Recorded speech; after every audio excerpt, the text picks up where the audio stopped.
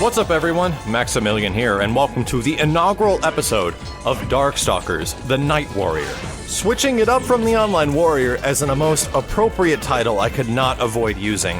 And we're going to be playing a lot of Darkstalkers over the next, well, we'll see how long this goes, as long as people continue playing the game. What I wanted to do in this episode, besides doing a lot of the live commentary that will happen for the majority of Darkstalkers episodes, unless there's a big patch or something that there's to talk about, I'm going to be giving you guys a little bit of tips in this episode, and I actually wanted to discuss something that I didn't get a chance to, which is a review for Darkstalkers, the Darkstalkers game that recently came out. So this game includes Darkstalkers 3, also known as Vampire Savior, and it includes the Night Warriors, which is Darkstalkers 2. The majority of people are going to be playing Darkstalkers 3. A lot of guys that have played the majority of Darkstalkers games, 1 and 2 are very different in comparison to 3. 3 is a game that is still played on a high level of competition, and is still to this day really fun to watch, in my opinion. And I always watched a lot of Vampire Savior matches, and I never understood anything about the game until I recently picked up the Darkstalkers Resurrection package. So it was a pleasant surprise that this game really feels like something that is a lot of fun to play. It's like even in high-level competition, you really get murdered and destroyed by things where it's like, this guy is freaking amazing at this game. Oh my god, it's so much fun to watch. That's kind of the mentality you need to have when you come into a fighting game that you have no knowledge for, that you're going to get hurt, like, a lot. You're going to get blown up a lot, and you're just going to have to jump back into it and hope you learn something from that match.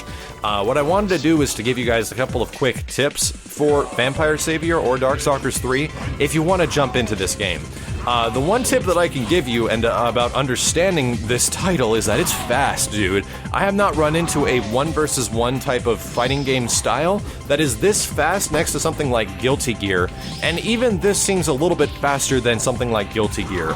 It's crazy how quick matches can go. What you really need to look out for, and it's something that I'm still training my eye to do, is to understand that the rounds in this game work something similar to like Killer Instinct, where you get 2 life bars, but you never replenish health between rounds. What that means is that if you lost 50% life and you killed your opponent and it's going into, the next round, you don't recover the remaining 50% of your health at all. It all goes away. You do have red health, and red health, or sub-health, is super important in this game, guys.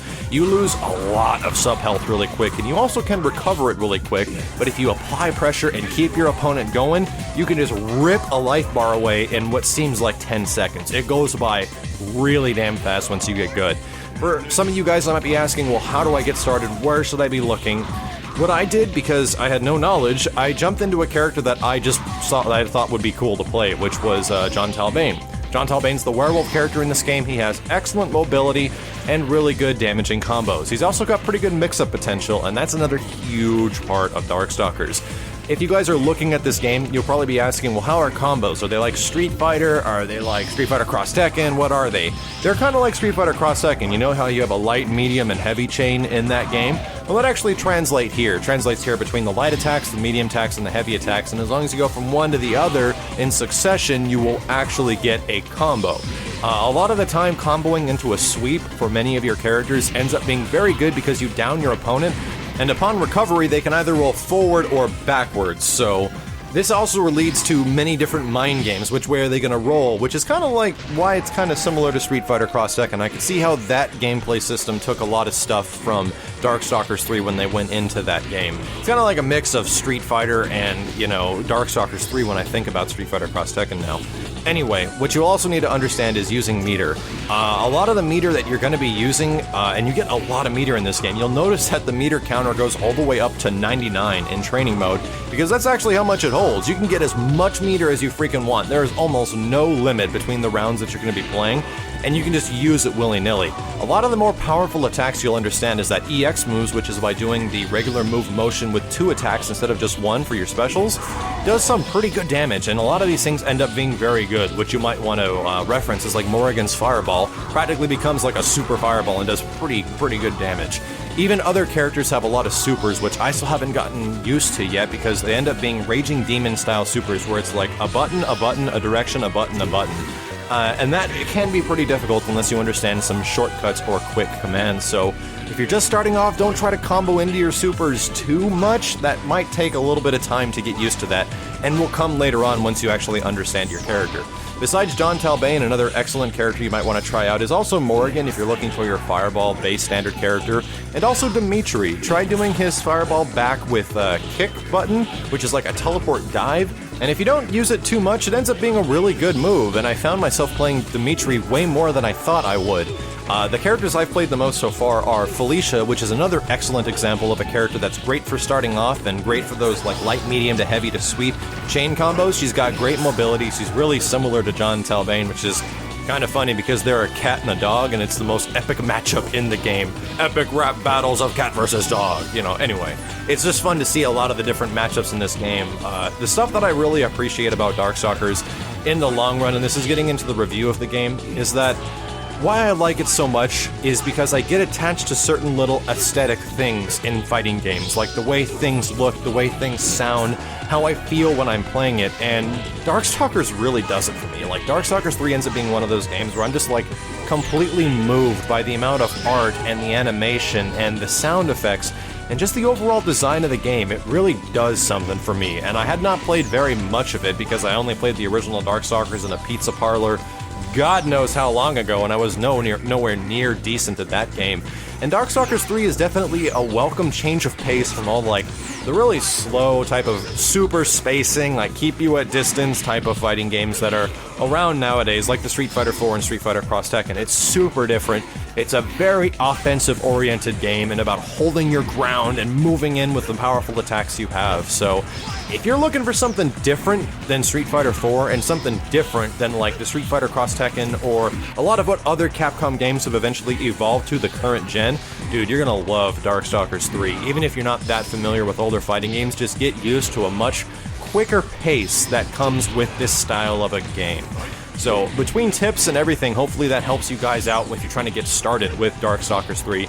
Don't use your supers too much. John Talbane and Felicia are great picks. Rely on your sweep combos, which are light, medium to heavy into sweep chains, and try to go for, like, quick mix-ups. If you notice when you dash forward, some characters have moves that leap them off the ground, and if you do an attack while you're leaped off or you're leapt off the ground, it's an overhead. And this overhead can sometimes be comboed into if you're a Sasquatch, by example, or if you're John Talbane or Felicia. I don't think you can actually combo after them, but it gives you some pretty good priority. And use those EX moves, guys. EX moves end up doing a lot of damage, and a lot of them have invincibility. One thing I did forget to mention is that the dark arts, forgive me if I'm wrong, it's the motion where you press, I think it's just heavy punch and heavy kick, and it sends you into like this different state where the background changes and you get a special ability which is like shadows behind your character. It duplicates your character, you get super armor.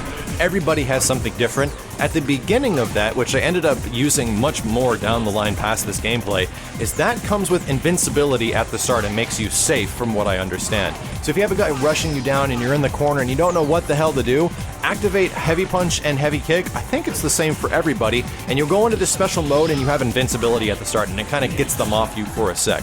It's pretty useful for getting out of all those mix-up situations, but it does cost meter, and it does cost that valuable moment you might need later on if you do have to use it for a really good character. So, like I said, hopefully a few of these tips will help you guys out, but I wanted to cover something as far as the review, and I was talking about the art, and if you guys are just into art and fighting games and classic Capcom art like myself, I completely adore this stuff, and the game is just a freaking gorgeous mess, is what I like to call it. Like, everything about the game is just everywhere. The design is so gory and gothic and horrific that it's just so great. It makes me want Darkstalkers 4, but if that game was rated teen, I think it would be absolute blasphemy. If they made a new age Darkstalkers, dude, Darkstalkers 4 should be gory as hell and sexy as everything, because that's what this game is. Like, the big appeal to this game was the characters, and that's why the game itself didn't sell very well back in the day, but a lot of people know about Darkstalkers, you know what I mean? One thing you'll have to look forward to with this title is the fact that the online is most likely the best of any fighting game on a console right now. The guys at Iron Galaxy have been working with the GGPO netcode for 3 titles now, which is Street Fighter III Third Strike, and it runs pretty well. Marvel vs. Capcom Origins, which I play a multitude on this channel, and you guys know that the netcode in that game is freaking fantastic, and they actually improved it in Darkstalkers 3 and the Darkstalkers Resurrection package for both the games. It is so solid that it's hard to believe that it's even online. Whatever they've done between all the tweaking and all the touch-ups between these 3 games leading up to Darkstalkers 3, my god, dude. This game is freaking fantastic when it comes to playing people online.